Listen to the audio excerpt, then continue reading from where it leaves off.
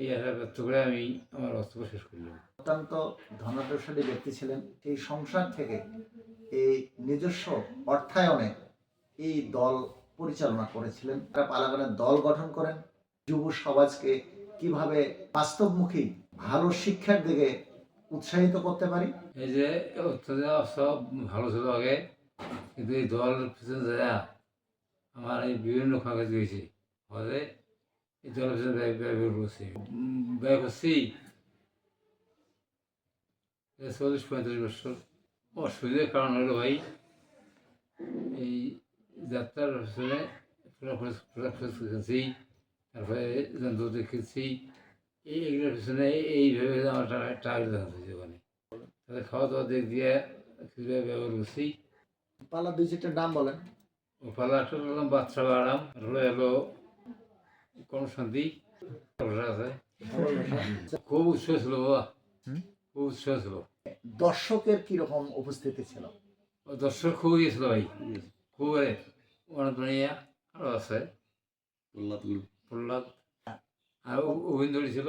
উপেন্দ্রী, হ্যাঁ হ্যাঁ, এরা মানুষকে খুব হাসাইতো। হ্যাঁ খুব বাচ্চাদের মধ্যে ওই যে রমণী অনুসরা ছিল, উনি ছিল, আমি ছিলাম।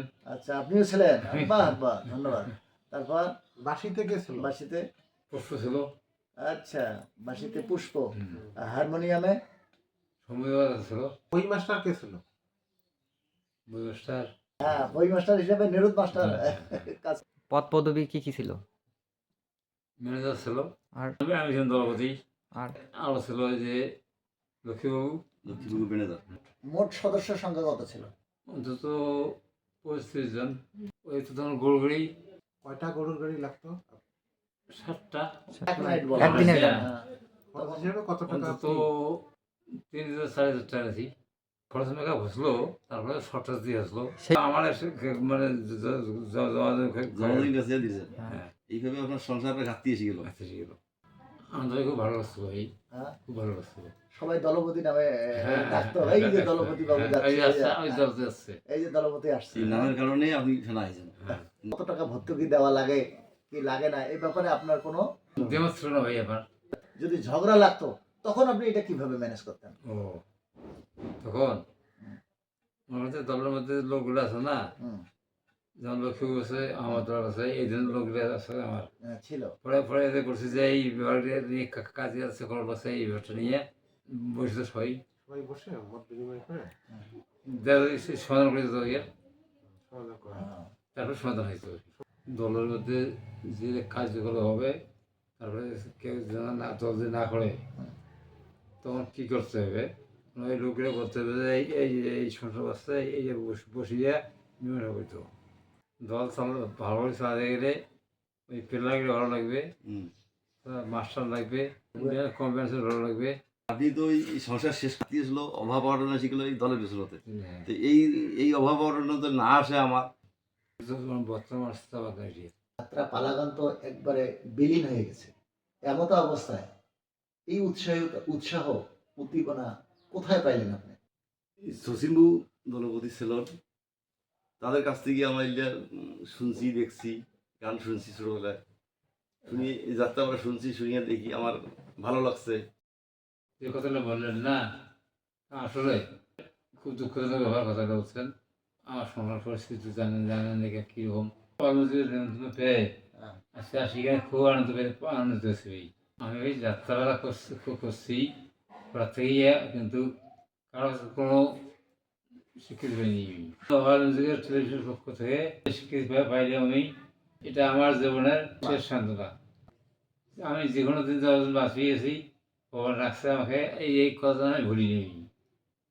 সবাই আমাকে আশীর্বাদ করবেন, আমি ভগবানের নাম নিজে যেতে পারিনি। আমি অরাজনৈতিক সান্ত্বনা সৃষ্টির কথা কোনোদিন জন্য আমি বলবো না ভাই। প্রাচীন ঐতিহ্যকে ঘরে রেখে আমাদের মাঝে প্রচার করেছিলেন যাত্রা গান।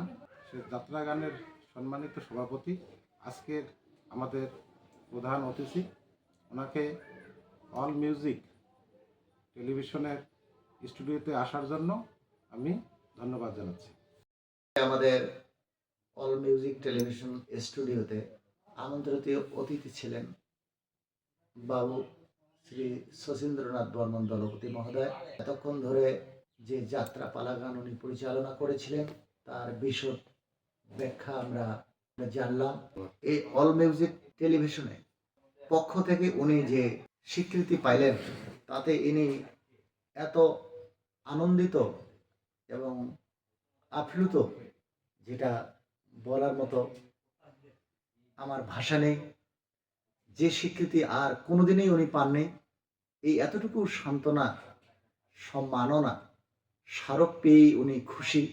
তো এতক্ষণ ধরে আপনারা অল মিউজিক টেলিভিশনে সময় দিয়েছেন, এজন্য আমি সবাইকে ধন্যবাদ এবং কৃতজ্ঞতা জ্ঞাপন করছি। টেলিভিশনের পক্ষ থেকে আপনাদেরকে আহ্বান জানাচ্ছি, যদি আপনাদের কোনো সুন্দর দিক নির্দেশনামূলক পরামর্শ থাকে আপনারা আমাদেরকে অবহিত করবেন। অল মিউজিক পরিবারের সাথে থাকবেন এই বলে শেষ করছি। ধন্যবাদ।